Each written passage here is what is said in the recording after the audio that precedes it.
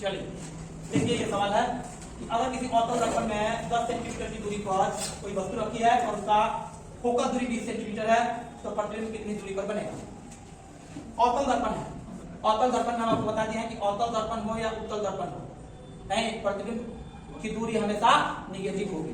वस्तु की दूरी हमेशा निगेटिव होगी। वस्तु की दूरी थी ना कि अवतल दर्पण में 10 सेंटीमीटर की दूरी पर रखा हुआ वस्तु, तो वस्तु की दूरी को यूं से लिखते हैं, u बराबर दिया हुआ है 10 सेंटीमीटर।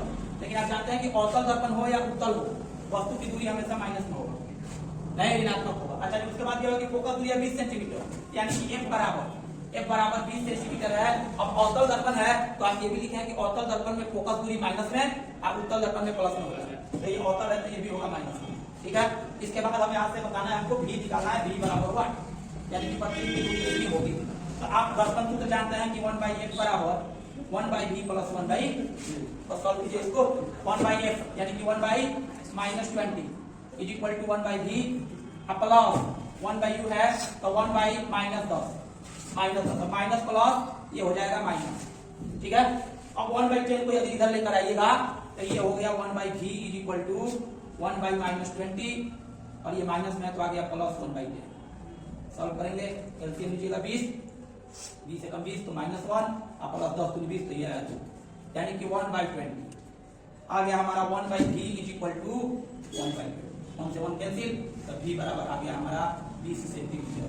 v बराबर 20 सेंटीमीटर आया, पॉजिटिव आया, नहीं हम दर्पण प्रतिबिंब की दूरी बता दिए 20 सेंटीमीटर।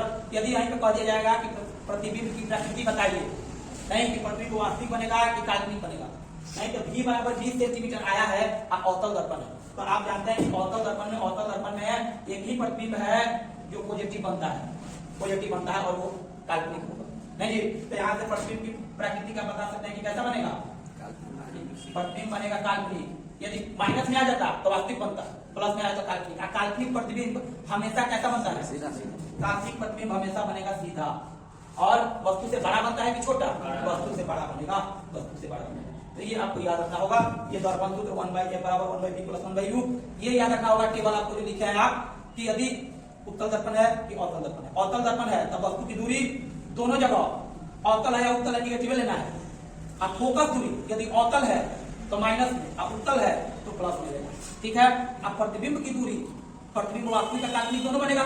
यदि अवतल दर्पण है अब प्रतिबिंब बना है वास्तविक तो निगेटिव, यदि बना है काल्पनिक तो पॉजिटिव। उत्तल दर्पण में तो एगो प्रतिबिंब बनता है सिर्फ काल्पनिक, तो काल्पनिक बनेगा तो प्लस लेना होगा, प्लस लेना होगा। बात समझ गया।